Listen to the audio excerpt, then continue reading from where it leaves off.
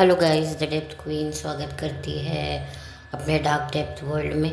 और सबसे पहले तो आप सभी को बहुत बहुत मुबारक हो कि रेनू आंटी की बेटी और रूहान की अम्मी अब खतरे से बाहर हैं। और आप सब लोगों ने शोहेब के ब्लॉग में तो देख ही लिया होगा कि कैसे दीपिका जो हैं अब नॉर्मली बात कर रही हैं, उनके चेहरे पर वो सुकून है।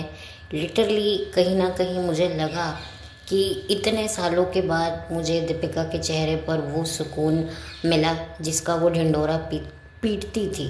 क्योंकि एक्चुअल में सुकून क्या होता है वो दीपिका ने आज अपने चेहरे से बता दिया। शायद हमें तो पता ही था, लेकिन खुद को बता दिया कि एक्चुअली सुकून क्या होता है। वो सुकून होता है कि जब आपकी जान बच जाए, आप मौत के मुंह से वापस आ जाएं। और एक तरीके से ये दीपिका का एक नया जन्म हुआ है कि इतनी बड़ी बीमारी से निकलना। हालांकि अभी सफ़र बहुत लंबा है, बहुत कुछ होना बाकी है, लेकिन मैं उम्मीद करती हूँ कि ये चीज़ें भी जब हो गई हैं तो वो चीज़ें भी अपने आप हो जाएं। चीज़ें चीज़ें हैं, बिल्कुल शोएब की भाषा में बोलूँगी तो मैं बस चाहूँगी कि जो आगे के जो फर्दर प्रोसीजर होंगे उसके लिए दीपिका बिल्कुल अब बेहतर है। और मुझे उम्मीद है कि दीपिका उस प्रोसेस से भी निकल जाएगी। और कहीं ना कहीं मुझे थोड़ा सा कॉन्फिडेंस भी दिखा दीपिका में, उसकी आंखों में एक कहीं ना कहीं एक ग्रैटिट्यूड दिखा। जो एक इंसान जो मौत के मुंह से निकलता है उसके आंखों में दिखता है, तो वो दिखा है। तो मैं सभी पॉडकास्टर्स की तरफ से दीपिका को बहुत बहुत बधाई देना चाहती हूँ। आप जल्द से जल्द ठीक हो गई। सबसे ज़्यादा मुझे खुशी इनकी माँ के लिए हो रही है, रेनू आंटी जी के लिए हो रही है और इनके छोटे से बच्चे के लिए हो रही है।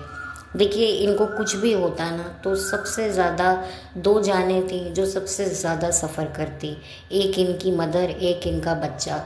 शोहेब कुछ टाइम के लिए डेफिनेटली सफ़र करता, लेकिन वो भी अपने ज़िंदगी के नए सफ़र पर आगे निकल जाता। भले ही आप इसे प्रैक्टिकलिटी का नाम दो या भाई बच्चे का नाम का हवाला दो कि भाई बच्चे को ज़रूरत है माँ की, तो बहुत सारे ऐसे फादर्स होते हैं जो इसी का सहारा लेकर जो हैं वो शादी करते हैं कि भाई बच्चे के लिए। लेकिन बच्चे के लिए ज़्यादा फिर वो उनके खुद के लिए फिर ये शादी ज़्यादा हो जाती है। और फिर जिसके साथ दोबारा नया घर बसाया होता है उसको टिकाने के लिए फिर उसको खुश रखना जो है वो कंपलसरी हो जाता है, जो कि होना भी चाहिए।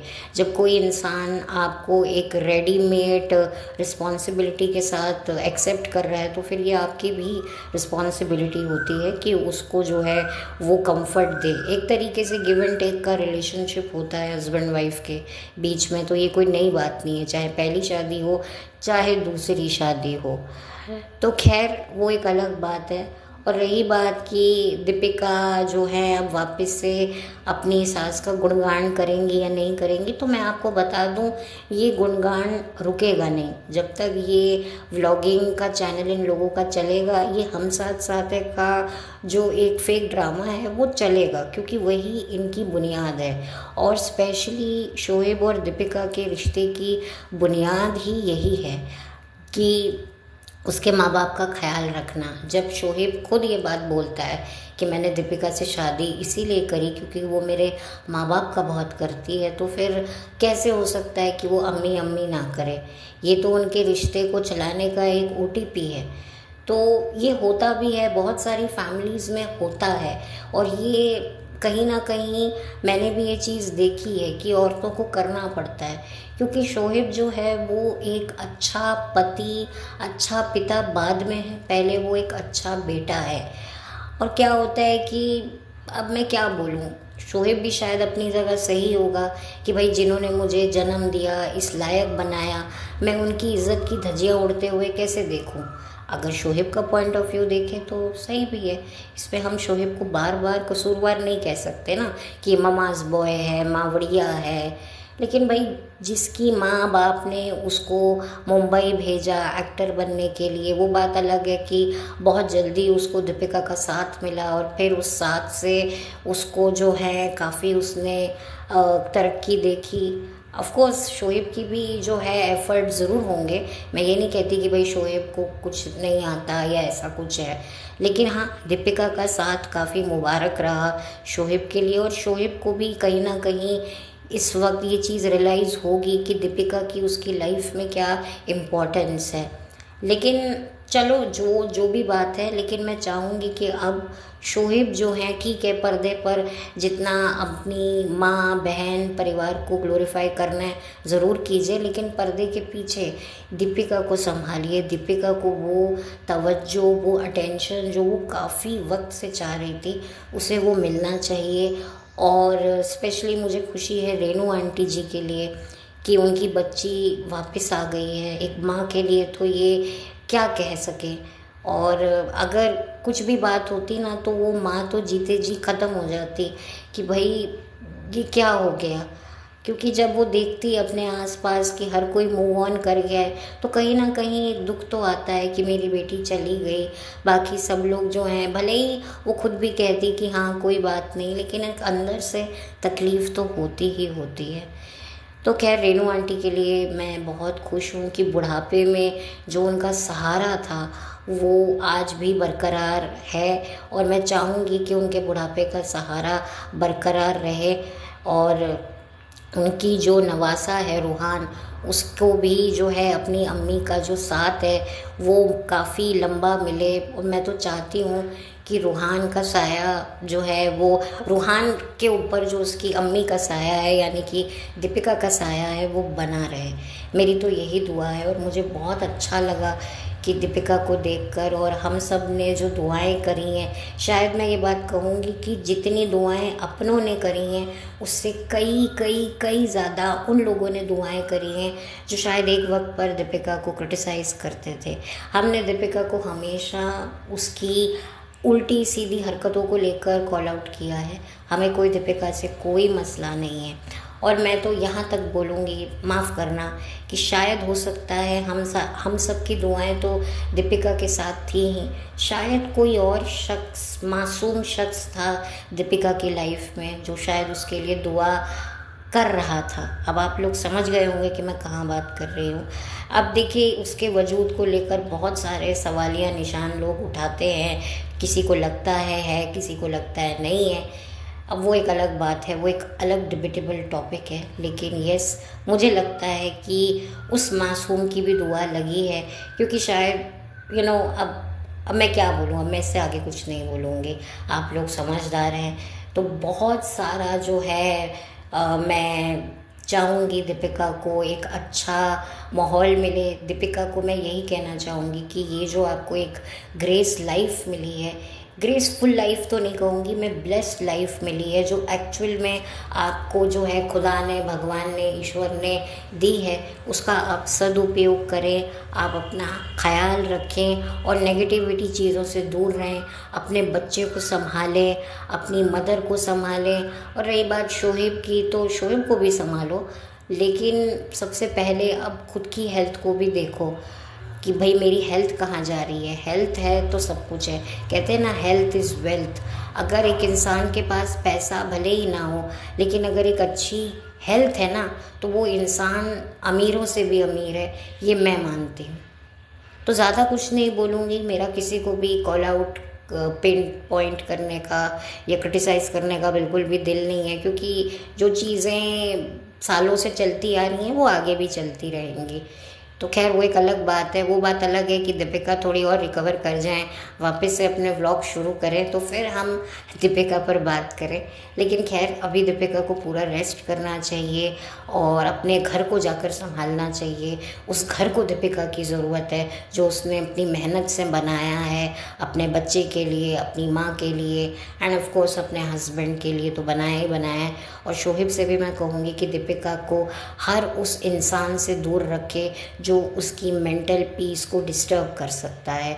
उसको प्यार दीजिए, उसको केयर दीजिए, उसको कॉन्फिडेंस दीजिए, क्योंकि अभी सफ़र थोड़ा लंबा है। अभी जो है सिचुएशन जो है वो कंट्रोल में काफ़ी हद तक आ चुकी है, लेकिन अभी भी जो है वो प्रॉपर टेस्ट होंगे, क्योंकि क्या होता है कि 5 साल तक जो है आपको सर्विलेंस पे रखा जाता है। हर कुछ 4-5 महीने बाद टेस्ट होते हैं कि भाई सब कुछ नॉर्मल है, कोई चीज़ दोबारा तो नहीं आ रही है। तो ये प्रोसीजर तो चलता ही रहेगा, क्योंकि मैं जानती हूँ, क्योंकि मेरी मदर के साथ भी ये सब ऑलमोस्ट कुछ सिमिलर सिचुएशन थी।